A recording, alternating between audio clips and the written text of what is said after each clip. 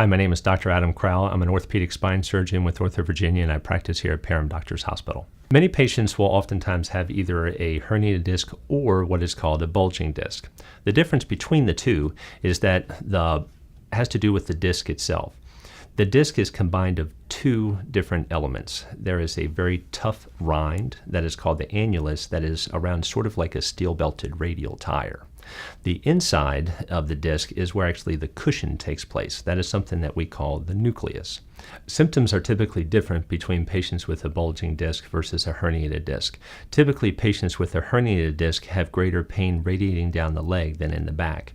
Patients that have a bulging disc typically have mostly pain in their back, but may have intermittent numbness or tingling that radiates down just to the back of the thigh. The surgical options available for lumbar disc herniation generally have to do with anatomically where the disc herniation occurred. Almost all of the options are minimally invasive and are done under a microscope through very small incisions. In this model, we're looking at the back part of the spine. These sort of pointy things that emanate off the back of the spine is what you can touch that is right in the center of your back.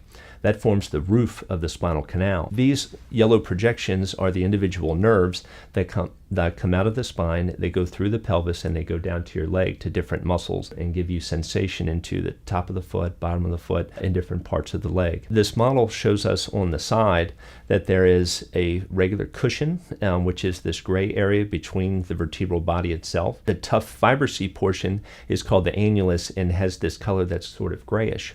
The inner portion is what is called the nucleus and has a much spongier consistency. And in this model, between the vertebra of L3 and L4, we are seeing a piece of that disc material on the inside that has come through a hole in the annulus and compresses this particular nerve root.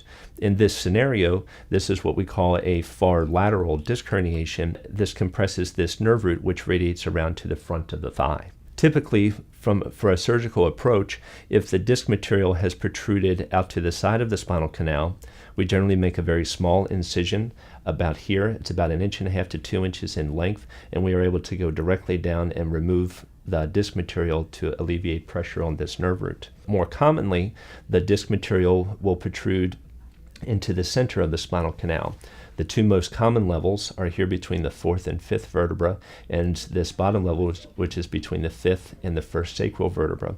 We typically make a very small window within the bone here that's called a laminotomy. We're able to reach into the spinal canal right here, gently mobilize the nerve root to the side, and remove some of this red material that would be down here. And we remove that, we place the muscles back. Again, the incision is typically only about 1 inch to 1.5 inches in length. Typically, recovery is really pretty quick.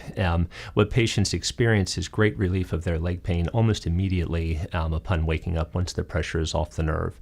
We generally encourage low-impact aerobic activity very quickly. We tend to limit some of the more strenuous activities for about 4 to 6 weeks, but then we allow people to gradually mobilize and hopefully are back to their regular activities by 3 months.